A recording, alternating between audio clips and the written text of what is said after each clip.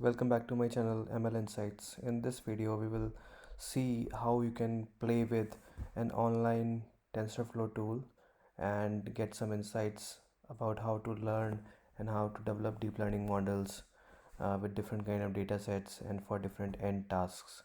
So this is the website, and as you can see there are like different options. So for example, they have, first of all, they have like different kinds of problem types. So for example, you can select like a classification problem or a regression problem, and then for different ML models or for different deep learning models you can have different parameters which you can select.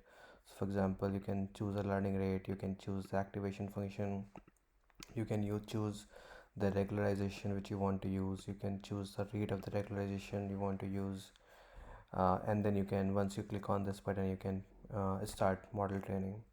One cool thing about this particular tool is also, while the model is training, you can actually look at what different neurons within the model are actually learning. So for example, if I show you, this is one of the examples, classification tasks, and this is the data set. So for example, these are all the positive classes and these are all the negative classes.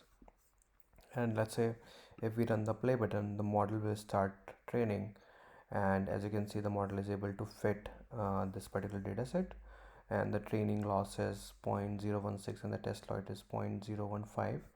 And if we hover over different sections of the neurons, we can look into that what different neurons are actually learning, like what are the representation of this data these neurons are learning. And then you can also look at the secondary signal which this second layer of the second hidden layer is able to capture, and then you can also look at what final layer is learning. Also, they have specified like different features. So for example, these are the two input features, but over those input features you can do different operations. So for example, you can take the square of the input feature, you can take the dot product, or you can take the sign of the input features. Also you can play with the batch size, and also you can play with the ratio of the training and test set split. So, and also like they have given different kinds of random sample data sets from like different levels of difficulty. So for example, if we train on this one, we can see the model is able to very well classify these separate classes which one. So this is a slightly different from the first option. And so for example, if you look at the last option, this is like the most difficult among the four categories of datasets which they have given. And I've tuned these hyperparameters, but you guys can also take these hyperparameters as a bootstrap point and play with them.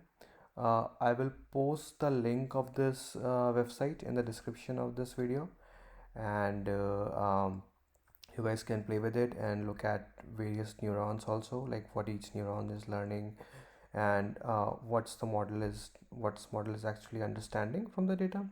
You guys can also play with the batch sizes, or also putting different regularization, different levels of regularization, and how that change affect the final model performance.